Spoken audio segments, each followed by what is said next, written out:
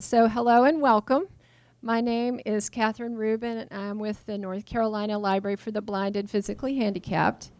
And I'd like to thank Secretary Susan Klutz of the North Carolina Department of Cultural Resources, our speakers, Georgeann Eubanks, and Poet Laureate Shelby Stephenson, and all of you for being here.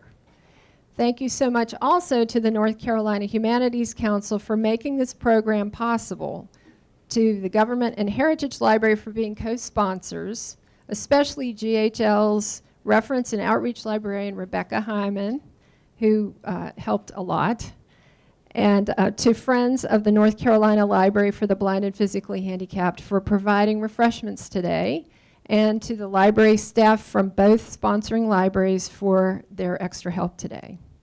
So a few housekeeping details. The restrooms are along the hall on the left outside the doors where you entered. If you need assistance, please raise your hand and someone can help you. Please note that this program is being videotaped and photographed. At the end of the program, we have some more activity going on. We'll have a drawing for some copies of the Literary Trails books. So you need to stay around for that. And also, the North Carolina Humanities Council would like for you to fill out a survey after the program. You got a copy of the survey as you entered. We have extras in large print, markers and pens if you need them. If you need help filling out the survey, go to the table just outside the doors where you entered. And if you don't have time today, we can call you if we have your name and phone number. And our speakers have both brought some of their books for purchase and signing after the program, and they're in the front of this room. The North Carolina Humanities Council asks that we read the following.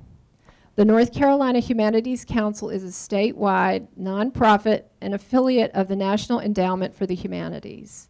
The Humanities Council serves as an advocate for lifelong learning, thoughtful dialogue about all facets of human life, and the exploration and celebration of the many voices and stories of North Carolina's cultures and heritage.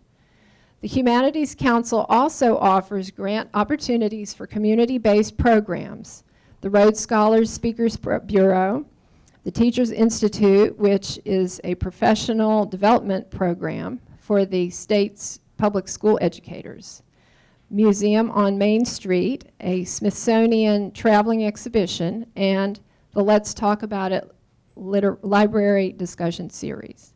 The Humanities Council's programs are free and open to the public. However, making these programs happen is not free. We invite you to be a partner. To contribute to the work of the North Carolina Humanities Council, please visit www.nchumanities.org. Next, I'll introduce the Regional Librarian for the North Carolina Library for the Blind and Physically Handicapped, Carl Keene. Thank you, and good morning. I decided to see just what culture was. You're hearing a lot about culture today. We're part of the Department of Cultural Resources. Well, what is culture? And I went and I looked at the dictionary and my eyes glazed over. But to make things simple, I define culture as those things that identify us as a people. Our history, our art, our music, our written words, our poetry, they're all part of what make us who we are. It's my pleasure to introduce the Secretary of the Department of Cultural Resources, Susan Klutz.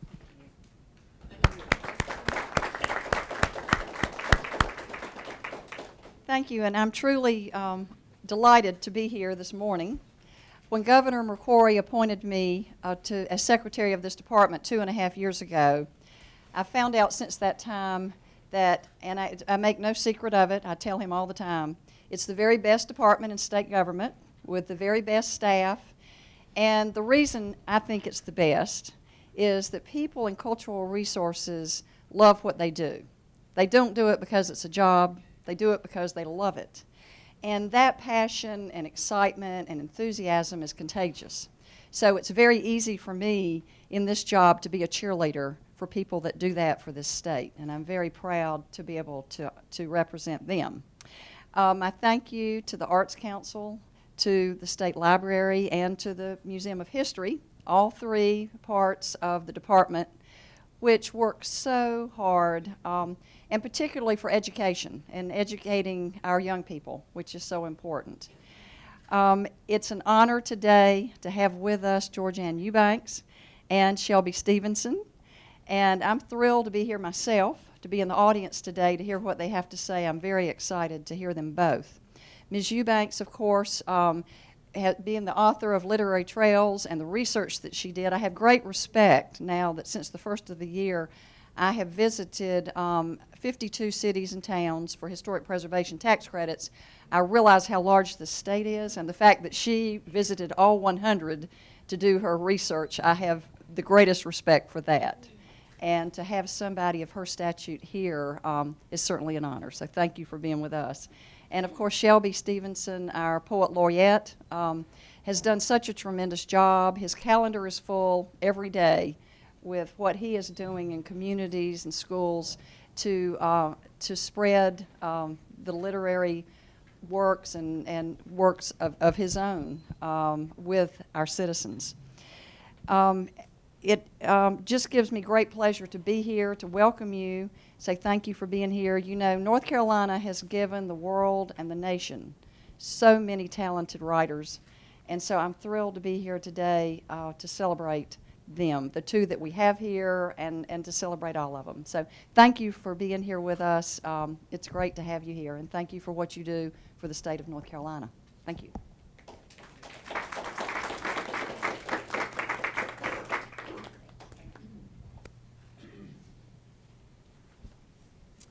So now it's my pleasure to introduce our first speaker, Georgeann Eubanks.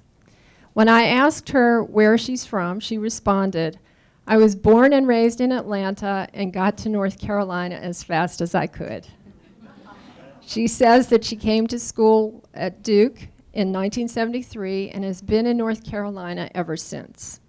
From her own website and the North Carolina Humanities Council website, I've gleaned that Georgeann is a writer and teacher of writing who moved into the documentary field 15 years ago. And she has had many leadership roles in arts, educational, and literary organizations and won numerous awards for her work. For instance, she has served as director of the Duke University Writers Workshop, a summer writing program for adults. She is one of the founders of the North Carolina Writers Network and served as chair of the North Carolina Humanities Council and president of Arts North Carolina. She has won 2 Emmys and a literary fellowship from the North Carolina Arts Council. As the author of the 3-volume Literary Trails of North Carolina series published by University of North Carolina Press, Georgeann is here with her special guest, Poet Laureate Shelby Stephenson, to talk to us today about literary trails of eastern North Carolina. What is a literary trail? In her series, Ms. Eubanks travels from North Carolina's inner cities to its country back roads to unearth stories about its literary traditions and makes out the roots so you can too. Author Jill McCorkle says Georgeann Eubanks leaves no stone unturned as she chronicles the many writers born of and influenced by this state. And her masterful, her masterful storytelling allows us to feel we have witnessed it all firsthand. I'm particularly thrilled with this latest volume, the Eastern one, to see the area I know as home so beautifully documented. So we're ready, Georgeann. Thank you for being here. Thank you. I'm using this. Can you hear me? Okay. So it was, I think, 2004. So you know how long we're talking about that. This project was begun when Nancy Travillian, who's the deputy director of the North Carolina Arts Council, had read an article written by Josephine Humphreys, who's a Duke graduate who lives in Charleston, South Carolina. And she had written about Highway 17 running up the eastern part of almost the shore of South Carolina and had mentioned writers who had written about various places on that road. And Nancy said, well, why can't we do that for the whole state of North Carolina? Georgeann, would you be interested? And I said, yeah, that sounds great. Then I went home and started thinking about how many writers there are in North Carolina, over 400 years. And I realized that it was not going to be one book, but 3. My only regret is that we didn't start. We started in 2004, so GPS was barely getting started. So the first volume of Literary Trails, which we did in the mountains, we were driving with these big maps, Donna Campbell, the photographer, and I, with books in the back seat, reading poems and going, do you think this is where it was? And of course, it's sort of an anthology with driving directions, because I had to tell you how to get places. Now we could just put the coordinates, you know, the latitude and longitude, and you could drive to these places. So the next tour book I do, thank goodness, I won't have to do driving directions. I'm grateful that we in North Carolina have a Department of Cultural Resources with this incredible infrastructure of arts organizations all over the state, and we're the only state that's done a project about literature that's this extensive, so thank you. The first book of Literary Trails is about the mountains, and of course the natural beauty has drawn people to the mountains of North Carolina. Famous writers like F. Scott Fitzgerald, Carl Sandburg spent the last 23 years of his life in the mountains. So it's a story of both isolation and visitors and the Native American population, the first Indian tribe that had an alphabet. So the Mountains book has a definite flavor and theme. When we get to the Piedmont, the stories begin to change. We have North Carolina's mill culture. We have the introduction of more significant populations of African Americans in North Carolina historically. We have that urban corridor that runs from Charlotte up through the middle of the state with all our great university systems, which I would argue are the reason that we have so many writers in North Carolina. One critical reason are these universities and the writers who have worked there and taught with a generosity and lack of competition with each other, and have generated and encouraged more and more writers to write about the state. So the Piedmont volume is an interesting story. Today I'm going to try to race you through eastern North Carolina so that we can get to the voice of Shelby Stephenson and his incredible musical poetry, and he's going to sing some songs for you too. But the Eastern book was interesting. Unfortunately, I didn't plan too well. When I got to the last book, I still had 40-something counties to go. And I decided to start the Eastern book in Raleigh, because when I came to North Carolina as a Duke student, it felt to me when I went to Raleigh that the world changed. The landscape changed. The trees were more pines. It was a sandier soil. And then I would go with my roommate who was from Kinston to the coast, and it was another world. Indeed, eastern North Carolina as a story is another world. We run into not the barriers of mountains, but the barriers of rivers. And a fairly harsh landscape. So I divided the book into 3 parts, and you can sort of see the highlighted counties up there in these 3 sections, but I had a lot of counties to cover in that last book. I guess it's a good thing that a lot of it wasn't terribly densely populated, but there are lots of writers from eastern North Carolina whose agricultural roots have informed their writing in the way that Shelby Stephenson will so well demonstrate with his work. So some of the highlights, everybody drives through eastern North Carolina to get to the beach, but there's a whole lot to see before you get to the ocean. And in this presentation, I want to talk about some of the things you won't find anywhere else on earth in eastern North Carolina. We have some literary hotspots of great significance in eastern North Carolina. We also have a number of national writers who were inspired by this landscape, just as they were by the mountains of North Carolina. And then finally, I want to just run through some of the eastern writers who are so significant in our literary history. Nowhere else on earth. See this swamp? This is the green swamp, and there are all 14 of the carnivorous plants found on the planet grow in this swamp, which was an influence on Jill McCorkle and an influence on Josephine Humphreys, who wrote a book called Nowhere Else on Earth, which is about the historic Lumbee tribe and two of their legendary folks, Rhoda Strong and Henry Barry Lowry, who during the Civil War helped Indians stay out of trouble and hide in the swamp. It's a fascinating story. This is what Josephine writes about this landscape. Back then, everything not pine woods or fields was swamps. 50 of them labeled on the map and more, whose names were never known to map makers. Some were pocosons, shallow egg-shaped basins, landlocked and still, scattered northwesterly as if a clutch of stars had been flung aslant in one careless toss from heaven. Trees, plants, water. Interesting landscape. This is the longleaf pine right here, and of course, North Carolina's first unofficial poet laureate was John Charles McNeill, and this is in Wagram, and that house in the background is where John Charles McNeill was born. He swam in the Lumber River. This is a picture of the Lumber River, and it's dark, tannin-colored water. The leaves make the rivers in the eastern part of the state very dark and have been the subject of many poems. Oh, those Carolina roads extending leagues on leagues with never a crook discernible by the eye, flanked by thick-set pines that have been blazed and scarred by surveyors and tar makers, level as a house floor and sometimes as hard.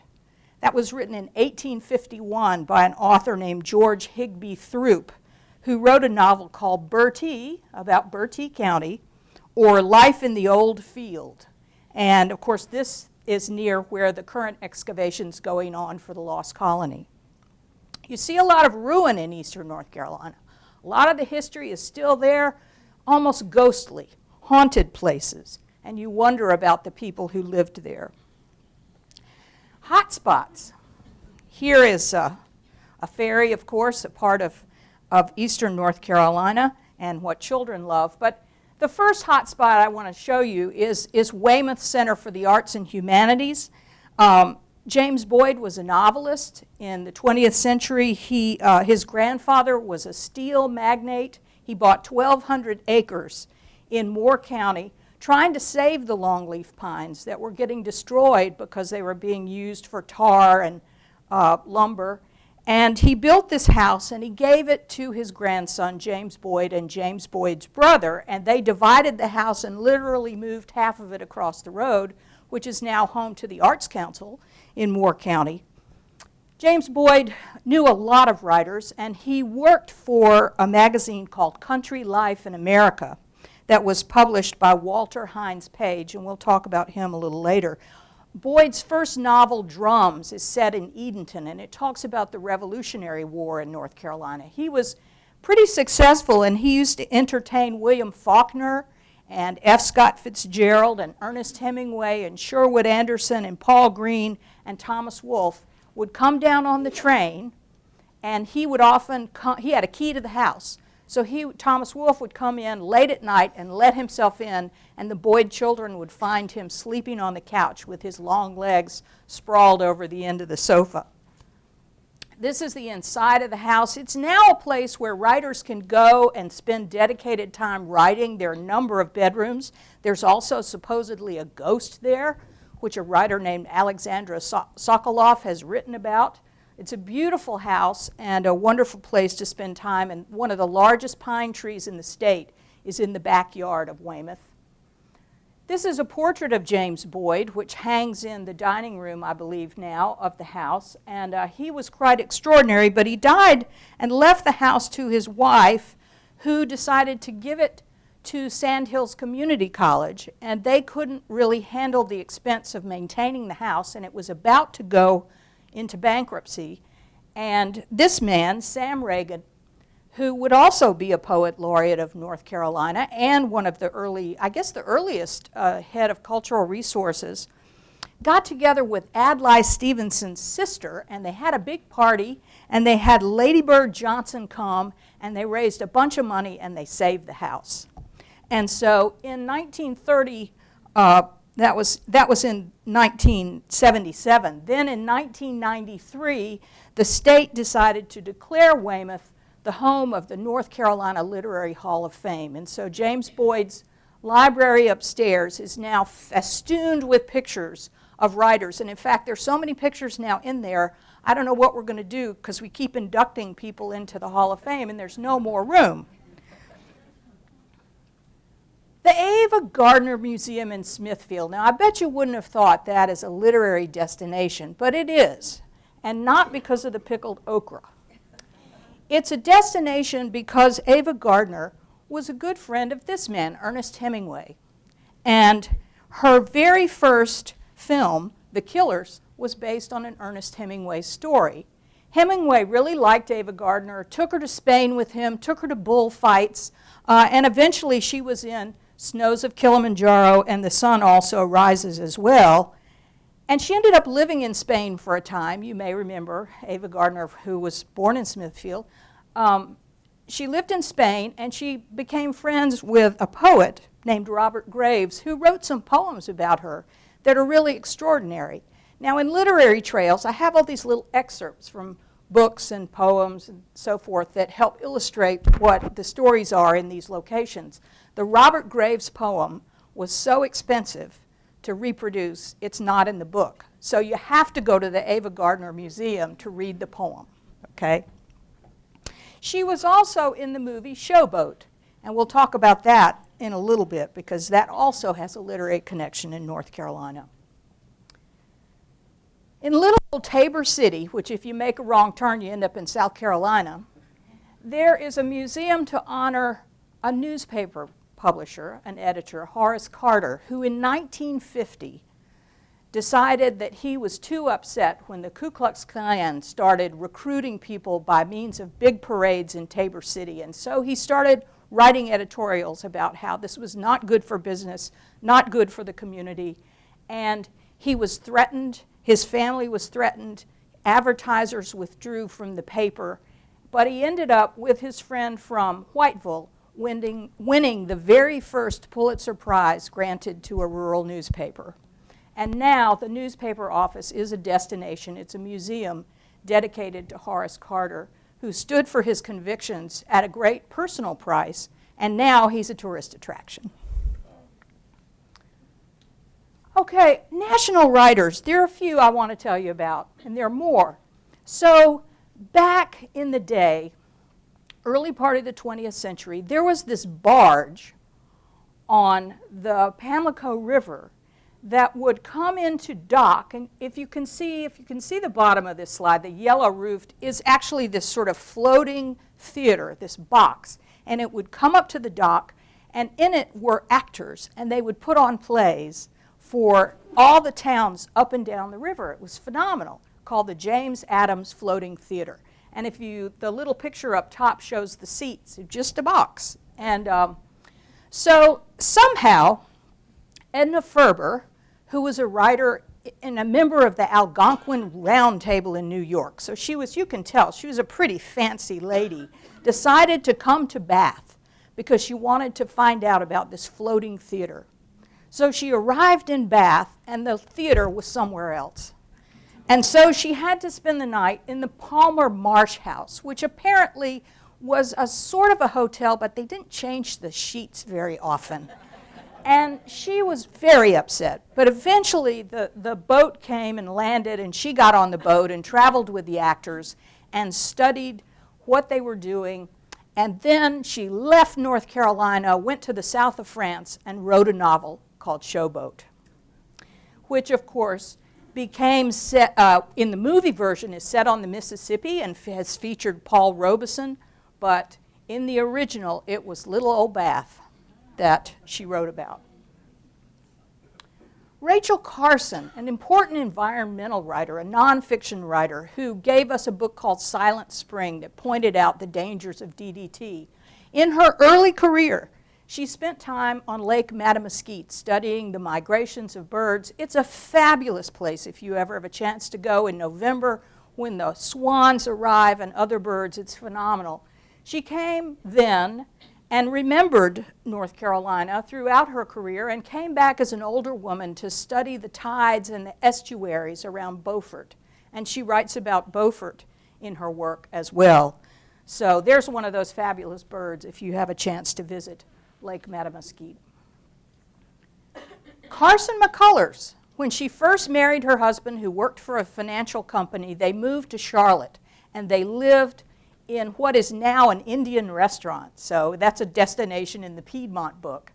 And there she began writing about Charlotte, which was a mill town at the time in the 30s. And she wrote the novel, The Heart is a Lonely Hunter. And then her husband was transferred to Fayetteville, took a job close to Fort Bragg, and she spent time finishing The Heart is a Lonely Hunter in this, which is the oldest house in Fayetteville, still standing. She lived on the second floor, and apparently she spent time playing the piano, if you can see the piano in the picture, and then moving over to the typewriter and writing. And people who lived near her said it was much better when she was typing and not playing the piano. But she did finish The Heart is a Lonely Hunter there, which launched her career, and then went on to write another book that was very controversial, Reflections in a Golden Eye. So they stayed in Fayetteville for a while. And then we come to probably the most written about by distinguished writers site in eastern North Carolina, which extends up to Virginia. This is one of the canals in the Great Dismal Swamp that was dug, hand dug by enslaved people. And of course, during the era of slavery and the Civil War, African Americans escaped and lived in the swamp in order to get away from their masters. And it's very telling that that was where what they were leaving was worse than living in the swamp, which is quite thick and scary. Now, Longfellow wrote about the Great Dismal Swamp. He never went there, but he thought the name sounded pretty poetic and dismal. So he wrote about it, which then led Harriet Beecher Stowe to write about some enslaved folks who spent time, the novel was called Dread, spent time in the swamp. And then we come to none other than Robert Frost, who as a young man in New England, you remember he lived up there, had asked his girlfriend to marry him, and she told him no, and he was heartbroken. So he got on a train and took it south and got off in the Dismal Swamp. He planned to commit suicide. He walked for a number of miles that day, and then he ran into some duck hunters. And they had some pretty good liquor. And it cheered him considerably. 50 years later, he wrote a poem called Kitty Hawk. And this is just a little bit of it. I fell in among some kind of committee from Elizabeth City, each and every one loaded with a gun or a demijohn.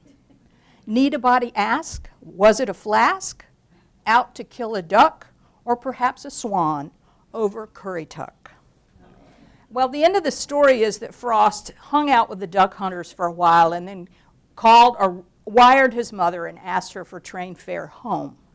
He came home, and then his girlfriend turned around and decided to marry him, but it was a pretty unhappy marriage, so he probably should have stayed in the Great Dismal Swamp. Frederick Law Olmsted, we don't really think of him as a writer. He's the person that designed Central Park and the grounds around the Biltmore House in the West, but he came to the swamp and studied how people were living, the escapees from slavery, and gave a very compelling and moving account of what he saw as he toured eastern North Carolina. William Styron, of course, wrote The Confessions of Nat Turner, who started a rebellion of enslaved people, and Styron includes the Dismal Swamp in his book as well. But our most contemporary star who writes about the swamp is Bland Simpson, who has a whole book called The Great Dismal that is poetic. And Bland is a paddler and a musician and was a member of the Red Clay Ramblers, so you can imagine his account is quite lively. Okay, so now we're getting on the home stretch to our star guest. This is actually the Cape Fear, northeastern Cape Fear River with wisteria blooming. And, but I'm going to back us up to Cary for a moment, because Cary, literary Cary, well, Walter Hines Page was a boy during the Civil War in Cary. His father established the town. This is the Walker Page Art Center in Cary. And Walter Hines Page was always haunted by the sound of caskets rolling down off the trains in Cary during the Civil War. His father went on to found Aberdeen, where Page is actually buried. And he went to Trinity College, he went to Randolph-Macon, he went to Johns Hopkins. He worked for years in the Northeast in the newspaper business, and then came back to his home area and bought what would become the News and Observer. Now, Walter Hines Page was of the liberal political persuasion, and he said to his friends and neighbors in North Carolina, "It's time to get over the Civil War already, and let's worry about education and economic development in North Carolina." At the time, it didn't play very well. He ended up moving on and becoming the editor of the Atlantic Monthly, where he doubled their readership and built a successful publication, and then he started his own publishing house called Doubleday Page. And one of his first writers was Rudyard Kipling that he published. So he was really quite important. He ended up becoming Woodrow Wilson's ambassador to Britain, and he died from the stress, just about, of World War I and the delay of the country getting involved. But he did write one novel, and it's called The Southerner, and he writes about the smells in the pine forest around Cary and his memories as a boy of the dirt and running through the woods, and it's really quite lovely.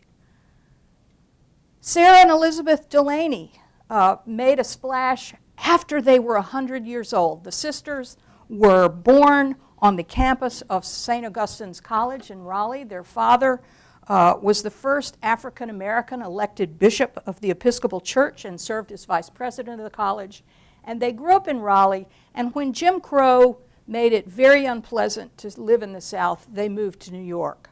And years later, they did a memoir called Having Our Say that became a CBS miniseries and a movie and this very successful book. And there is a good bit about Raleigh in the early 20th century in that memoir. Guy Owen, very important writer, taught at NC State and other schools. He influenced a great many writers that we love and know today who are still writing. He wrote a novel that's not as well known as the book he wrote, The Flim Flam Man, which was made into a movie with George C. Scott. But his novel, Journey for Jodelle, is so beautiful, and I'm just going to read you one little bit. He grew up in Clarkton, down in the east, in tobacco country. It's about a boy who's coming of age and for the first time gets to go with his daddy to tobacco market. Tobacco was not like any other crop under the sun. It wasn't like cotton or corn or sugar cane. All that care and labor, and in the end, it went up in smoke, exhaled from somebody's lungs or else spat out in nasty snuff spit by old women. Sometimes Jodelle would pause in the field and wonder if maybe Jean Harlow would smoke a cigarette made from one of their stalks. Somewhere was the girl he was going to grow up to marry. Maybe in a few years she would inhale into her body some of the very leaf he had plowed and cured. A.R. Ammons, probably our most distinguished poet, published 27 books of poetry and one of prose during his long career, grew up in Whiteville, and we were driving along this old lumber river down near Fair Bluff at dusk, and this was how the moss was lit. And Archie Ammons has a poem.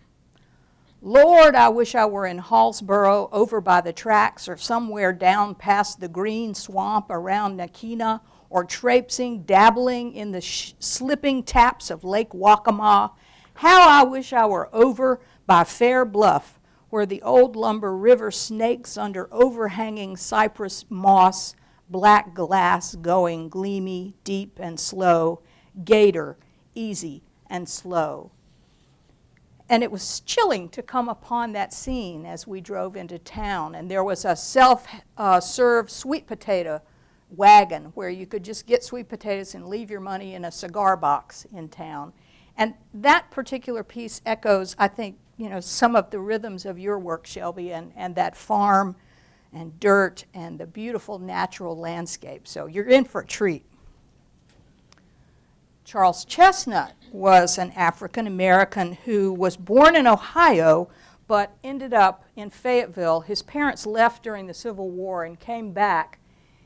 And he writes about being light-skinned enough to pass for white even though his heritage is African American and the struggle of that. It was a daring thing to write about, and who published him?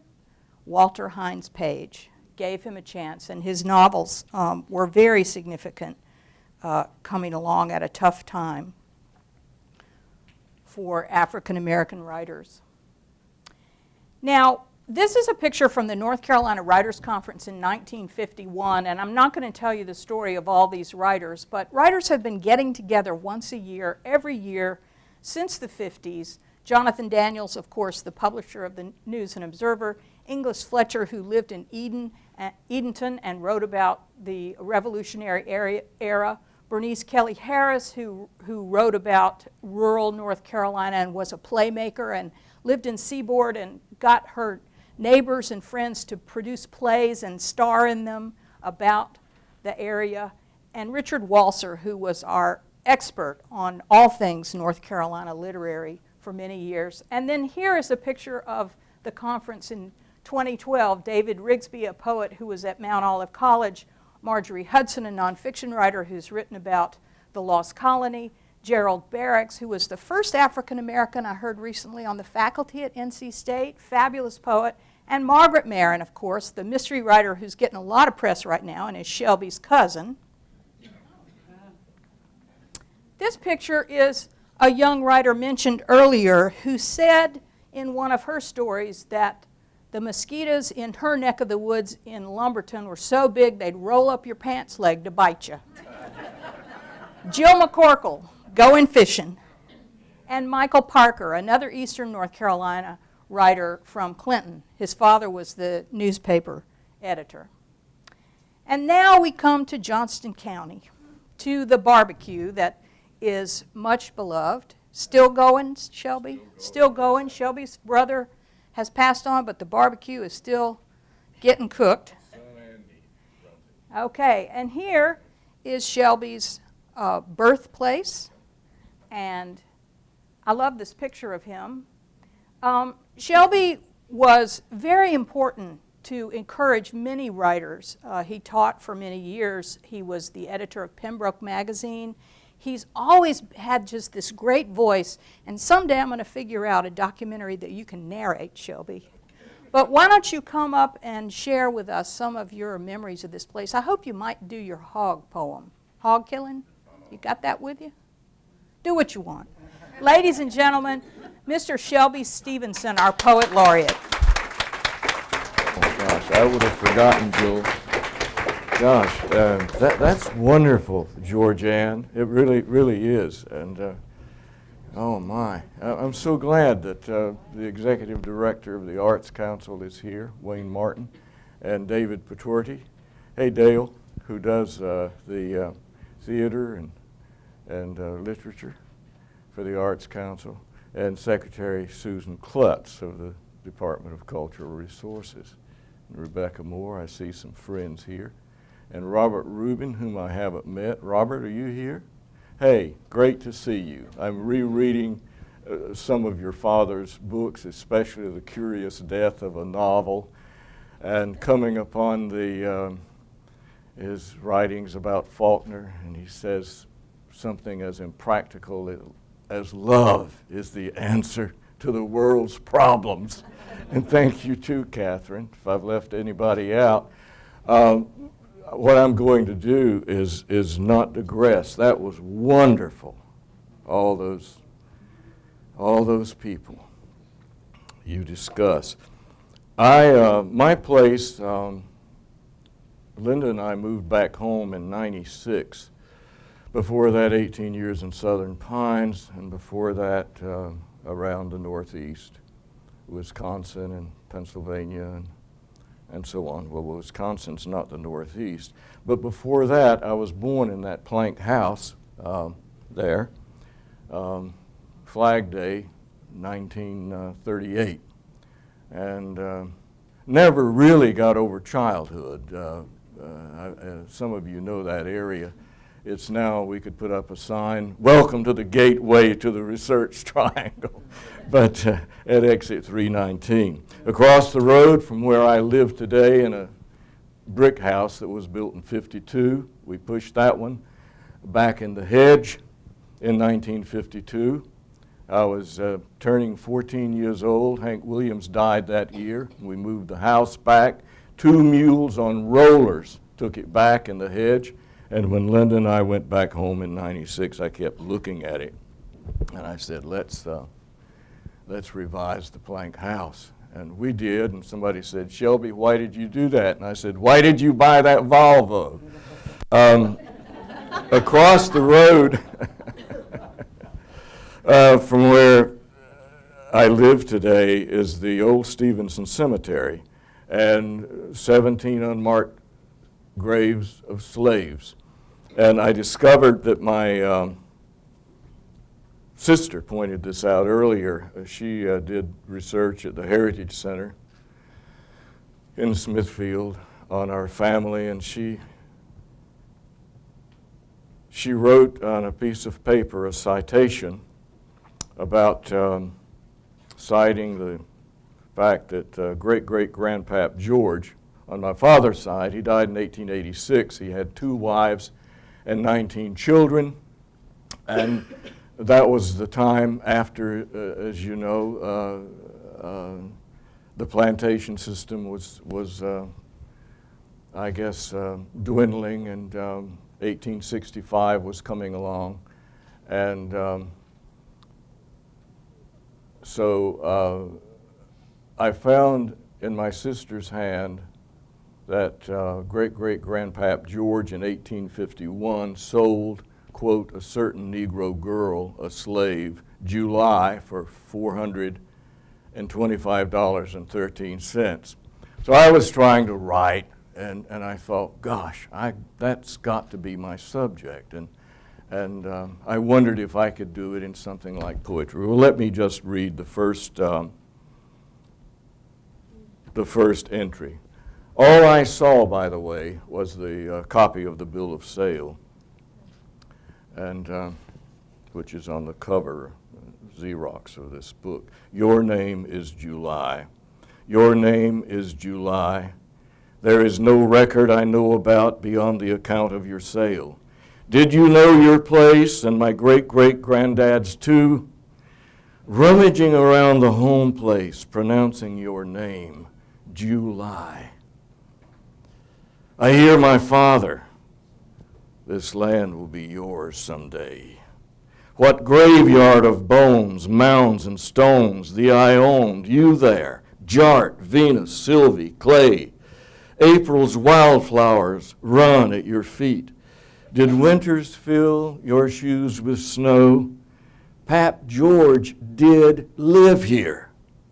The old wash house still stands. I kicked the dust out of these fields. Great-great-grandpap George's anvil fits right between your shoulder blades. The money used to buy and sell you presses into my heart. I remember never eating with them. They lived on our place. My father's boyhood home, his father's home place. They slept in the same rooms he grew up in. So when they came to our shanty, my mother would fix some plates to take to the porch. We would talk through the screen. They would eat their peas and fatback, and my mother took pride in knowing they liked her food. Chattel rattle, down chute to market, limbs swinging, nostrils flaring blood. May streams and woods your vestments be, your creeks fill with fish, fields score with mercy. Tenant shanties wear the landscape, the graveyard moves the rip of the whip. Monuments unheard still, field rocks grow moss and grieving. Memory comes closer to mercy, uncompromising, like medicine we take and wait. Your warm color line never dies. Fingers wave from galleys, ships pushing through hell to bring us here.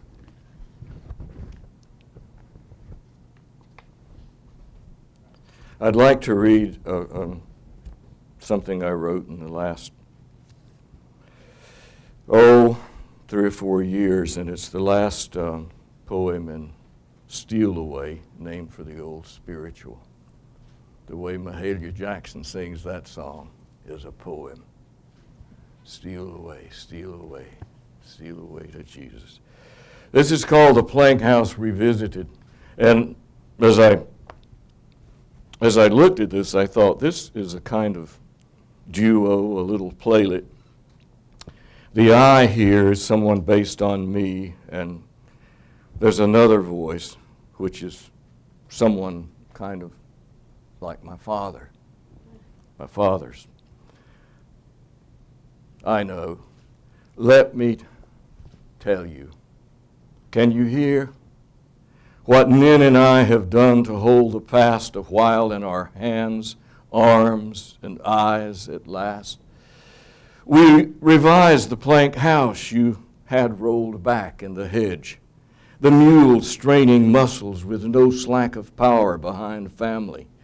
You hired men to build a lovely home, ranch type, after Mama flashed her eyes at you. You knew they said you spend more money, Paul, on Red and the rest of these dogs than you do on us.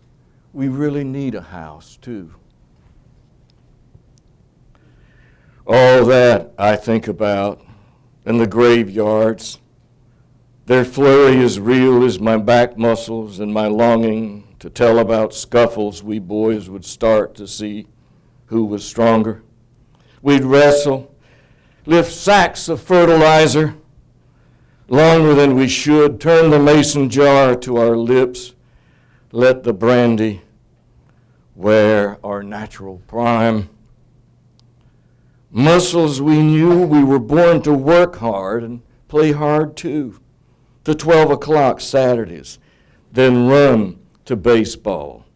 I could play all evening, then court my doll. 3. Madel Samantha Johnson, your dumpling you called her? She didn't mind her calling. Helped raise us children, worked through our squalling. She quieted with a lullaby, falling into a soothing trance-like spell, never failing to stop our crying. Her picture, the mantle holds. Yours too, cigar between your teeth like you're scalding a hog in the vat. Around men swearing, drinking liquor for strength. The liveliness of God's world told. You yearn to hunt the fox in autumn's goal. 4. Sometimes I'm out of tune bad.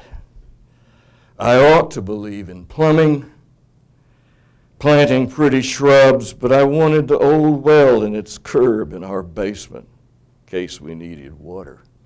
We never did. Fancy bathroom, I'll use the woods, I said. That room, best in the house, though doing business with a mouse behind the barn. Among the scrubs of sassafras, why that's heaven to hunker down, get earth level. I'm not sure I got there. The old plantation way died, but never did fold. 5. I know. Go away, Just know that your accounts are on that wire you strung them on. Your desk, that wire and nail. And Nin and I sit on the porch all right. She thinks 50s on Paul's Hill must have been a sight. The pace, slow for going fishing and running the dogs too. Wishing we could see the fox, red or gray. Didn't matter, we heard music, which I now hear, an acoustic frailing you played on your banjo. Maybe this is a prayer. I hope so. And I'd like to end with a little bit from a long, whatever, maybe it's a poem, I hope so, called Fiddle-de-Dee. I'll read some lines from the prologue. And this has to do with going back home. Maybe it's a riff about home, whatever home is, maybe the most haunting word in the English language. Home, home. Saying, I need an image to make the world, I went back home and held my eyes on the hill, and it said, you need a word deeper than I.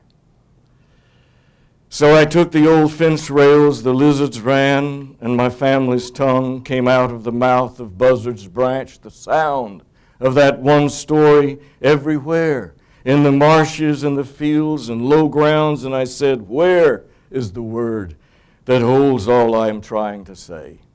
And the cows lowed through their cuds over and over.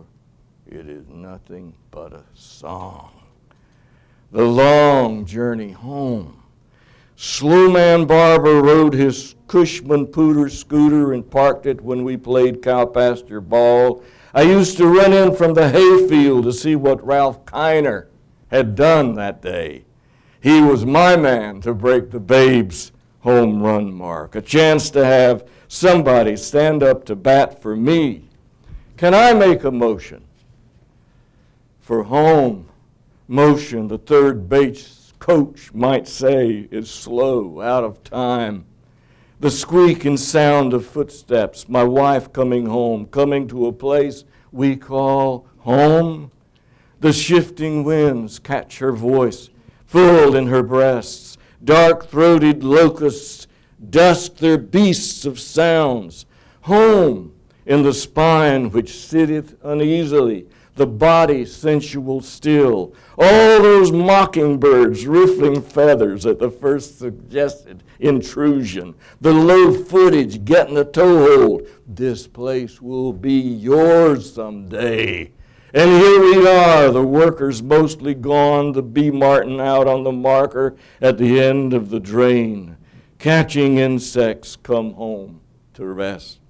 I was born in that house, in the hedge, the dog yard out back, the mule stables, chickens running free, the hog pen homey with grunts and tail twitches. That's it, the tall pile of wood Percy Bowling cut for the stove in the kitchen, the home comfort range. That's it, home, the humming presence of overriding, lips the hymns my mother would sing while stirring the soup. Coming home is a hard row to hoe, middle to bust, blossom to top, barn to fill, road to pave, push to shove. The tractor's ready for the pasture, the bush hog levels the field.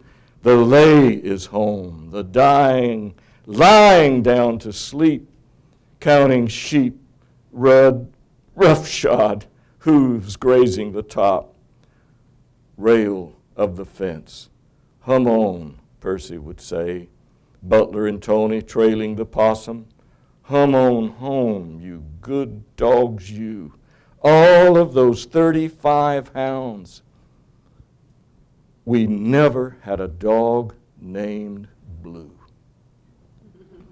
The cotton's tied up in burlap sheets waiting to be weighed. My mother picked 385 pounds in one day. How How, I said, could you do that? And she said, well, we'd be in the field early when the dew was on the bolls and the cotton weighed more. Oh.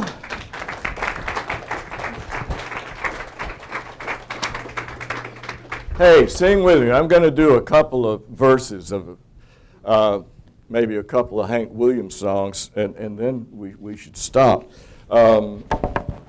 Hank Williams was born September 17th, 1923. And I'm amazed. I flunked math and income tax and got a D in future interest, and that's why I'm standing here in front of you today.